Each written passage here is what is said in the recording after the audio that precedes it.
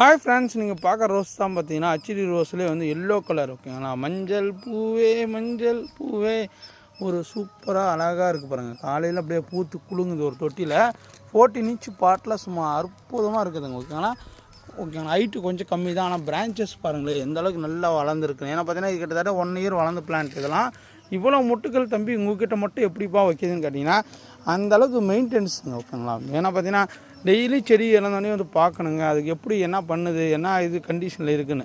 அது கூட கொஞ்சம் நேரம் பேசுனீங்கன்னா சூப்பராக இருக்கும் ஓகேங்களா. கொத்தாக நிறைய மொட்டு வச்சுருக்கு பாருங்களேன்.